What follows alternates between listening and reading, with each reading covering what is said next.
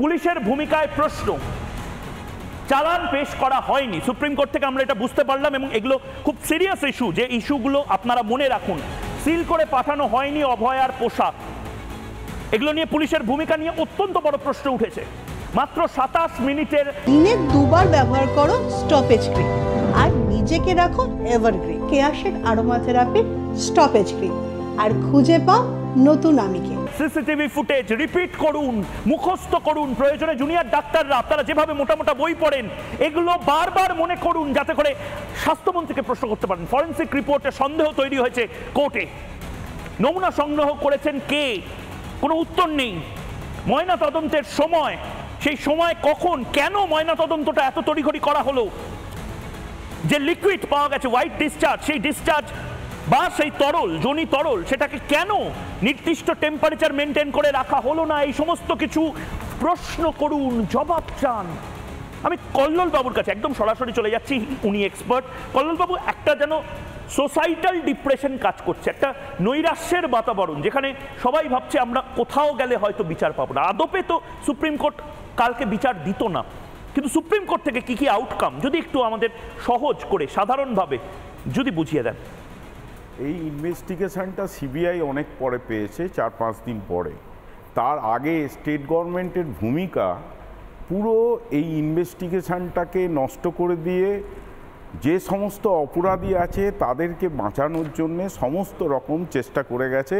এগুলো each and every সময় আপনি যে কোনো টিভি খুললেই দেখতে পারবেন, আর যারা তো ওখানে প্রেজেন্ট আছে তারা দেখতে পারবে যে সরকারের ভূমিকা হওয়া উচিত যে সমস্ত দোষী ব্যক্তি তাদেরকে খুঁজে বার করে তাদের শাস্তি প্রদান করা। এই ক্ষেত্রে দেখা গেছে ডে 1 থেকে, মানে যবে থেকে ইনসিডেন্ট ঘটেছে সেই দিন থেকে সরকারের ভূমিকা যদি আপনি দেখেন, ইচ অ্যান্ড এভরি স্পেয়ারে সমস্ত এভিডেন্সগুলো লুকানোর চেষ্টা করেছে, এবং কিভাবে এই কেসটাকে ডিস্ট্রয় করা যায় তার প্রতিটা পদক্ষেপ এই সরকার নিয়েছে, যেটা সরকারের থেকে পুরোটাই আশা করা যায় না। পুরোটাই এই কেসটাকে নষ্ট করে দেওয়া হয়েছে, তার এভিডেন্সগুলো কালেক্ট করতে পারেনি। এবারে যে কোনো কেস নির্ভর করে তার এভিডেন্সের উপরে। একটা কোর্ট বিচার করবে, সেই বিচার প্রক্রিয়াটা ডিউরিং ইনভেস্টিগেশনে একটা ইনভেস্টিগেটিং অফিসার কিভাবে সেই এভিডেন্সগুলোকে কালেক্ট করবে একটা অপরাধীর বিরুদ্ধে, এবং সেটাই এভিডেন্সে আনতে হবে যখন ট্রায়ালটা হবে।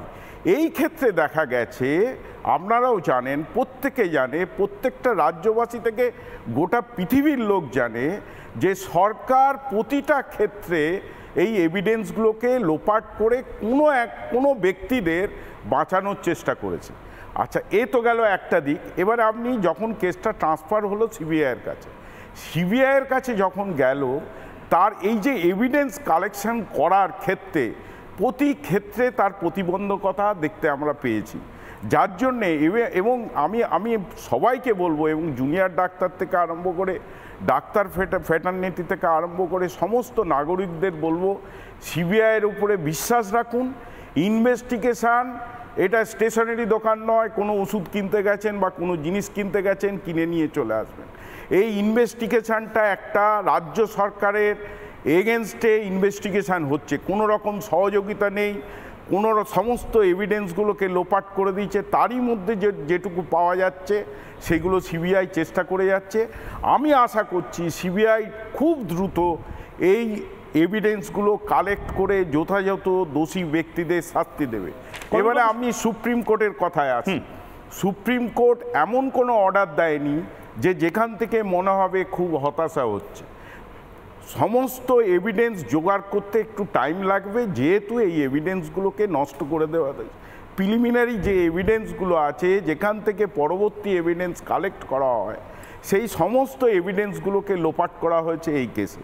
সেই জন্যে সবসময় সুপ্রিম কোর্ট এটা দেখতে চাইছে, কারণ কোনো যদি কেউ ইনভেস্টিগেটিং অফিসার থাকে বা ইনভেস্টিগেটিং এজেন্সি থাকে, তাদেরকে একটা সময় দিতে হয় এমনি কেসে। এটা তো এমনিতে মানে স্রোতের বিপরীতে ইনভেস্টিগেশন মানে এভিডেন্স জোগাড় হচ্ছে, তাহলে কিছুটা সময় লাগবে, সেই সময়টুকু লাগছে।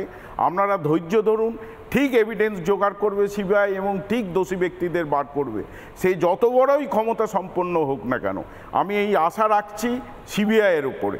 আর কোর্ট যে সমস্ত অর্ডার দিয়েছে, কোর্ট দেখবেন আপনাদের যেমন একটু হয়তো বলবে যে কাজে জয়েন করার ক্ষেত্রে, এখন দেখছেন আমাদের রাজ্যের স্বাস্থ্য ব্যবস্থা পুরোটাই ভেঙে পড়েছে। তার একটাই কারণ, যে সমস্ত সিনিয়র অ্যাকচুয়ালি ইন্টার্ন এবং জুনিয়র ডাক্তারদের কি হসপিটাল চালানোর কথা? আজকে যে স্টেট গভর্নমেন্ট রিপোর্ট দিল যে এতজন মারা গেছে, স্টেট গভর্নমেন্টের তো নিজেদের লজ্জা পাওয়া উচিত যে এত বড় একটা হসপিটালের ইনফ্রাস্ট্রাকচার নেই, যার জন্য জুনিয়র ডাক্তারদের উপর নির্ভর করতে হচ্ছে এবং সেই রিপোর্ট দিতে হচ্ছে। শুধু তাই নয়, আমি বাংলার মানুষকে একদম একদম শোয়ের একদম শেষের দিকে আমি চলে এসেছি, দুটো জিনিস দেখাবো এবং এটা আবারও বলছি, ময়ূক চিৎকার করে বলে যাবে, তার কারণ ভুল হয়েছে হয়েছে হয়েছে, এটা বদলানো কি করে যায় আমরা জানি না, কিন্তু আমরা দেখিয়ে যাব। আমি আজ দুপুর 12টার সময় আমাদের প্রতিনিধি ভজন গাঙ্গুলি যে ব্রেকিং আপনাদেরকে দেখিয়েছে, আসলে টালা থানার একজন সাব ইন্সপেক্টরকে বলা হয়েছিল 4টের পরে যাতে পোস্টমর্টম হয়, তার জন্য তড়িঘড়ি ব্যবস্থা করতে, এবং লেখা হয় বিশেষ কারণ, স্পেশাল রিজন। চিন্ময় বিশ্বাস বলে এই সাব ইন্সপেক্টর, তিনি ফরেন্সিক ডিপার্টমেন্টের যিনি এইচওডি আরজি করেন, তিনি নিচে উপস্থিত ছিলেন না কিন্তু অটোপসিতে। তাকে বলেন সাম আর্জেন্ট অ্যান্ড স্পেশাল ইস্যু। কি স্পেশাল ইস্যু? বিনীত গোয়েলকে বাঁচাতে হবে না সন্দীপ ঘোষকে বাঁচাতে হবে? এই 4টের সময় ইনি কি ম্যাজিস্ট্রেট লেভেলের অফিসার নাকি? বিনীত গোয়েল যদি চাইতেন এটাকে নিজে কলকাতা পুলিশের লেটার হেডে পাঠাতে পারতেন। এবং আবারও বলছি, এই যে এটা হয়েছে, এটা যাতে করে পরবর্তীকালে কেস না খান, অর্থাৎ বিপদে না পড়েন।